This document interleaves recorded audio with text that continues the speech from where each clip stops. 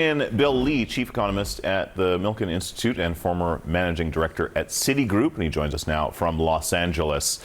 Thanks so much for being here with us. So, how did President Trump manage to get so many countries to agree to deals that seemed impossible just months ago?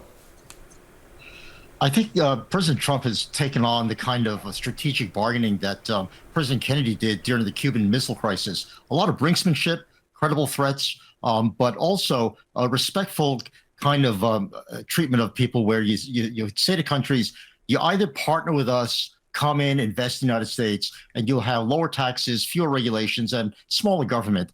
But if you choose to be a competitor, then you'll face a tariff barrier to keep out unfair competition and as a price of entry into the world's largest marketplace. So that has been his overriding theme ever since he was elected. And I think a lot of countries now are realizing that if you partner, you get 10, 15% low tariff rates or zero tariff rates, as the UK has gotten on aircraft and other things. But if you choose to compete and produce abroad and ship it into the United States, as China has decided to do, you're going to face some pretty hefty tariff barriers. Yeah, I have to say it's not often that Donald Trump is compared to Kennedy. We saw this sort of push-pull, the urgency of these deadlines, and then that sort of flexibility to push them on. We remember that nickname, right? Tacos, Trump always chickens out. And yet again, he seems to be pushing it another week. But generally, I mean, this strategy seems to have paid off, right? Very much so, and I think the strategic movement of deadlines but every time he's moved the deadline, he's insisted on verifiable changes in investment flows, purchases of U.S. goods, and opening up of markets. I think the trick behind bargaining, I think many countries have discovered, in particular the EU, is that if you really play along with the rules, which is to say, invest the U.S., buy energy products, buy American products, open up your markets, you're going to find a very welcoming audience here. And those countries that have not done that, Switzerland being one of them, they were not part of the EU bargain, and they have not promised to buy a lot more U.S. products. They find themselves with higher tariff rates.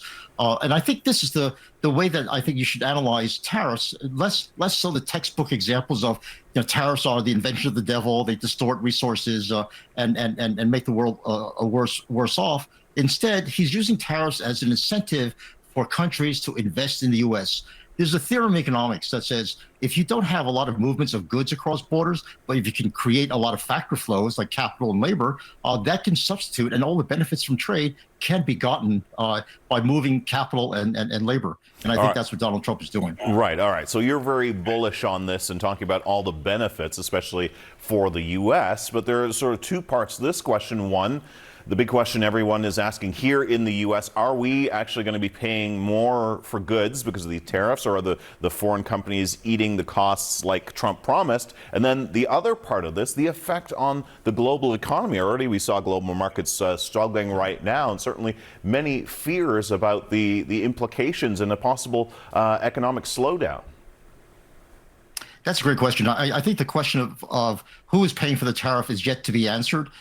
We saw from the first Trump set of tariffs that the CPI in the U.S. barely moved within the 3-4 year period, say about a quarter point. If you look at where financial markets are guessing inflation is going to go over the next 5 years, the average break-even inflation rate has risen in the last 2 weeks by about a quarter point. So the average rise in inflation is estimated to be about a quarter point spread over 5 years. So I think the best estimates right now by financial markets, because these are billions of dollars being put on the line, people betting one way or the other, is that inflation will not be a big issue.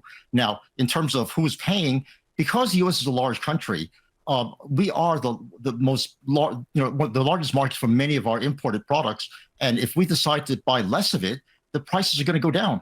And so we have a lot of market power, in other words. And I think one of the unknowns would be who bears, is it the American consumer, the American importer, or the foreign exporter? And that's yet to be decided. And depending on products, it'll be split very differently across the board. Yeah, still early days as the world works to figure out all the implications of this. Really appreciate your take on it, Bill Lee in Los Angeles. Thanks so much. Thanks for having me.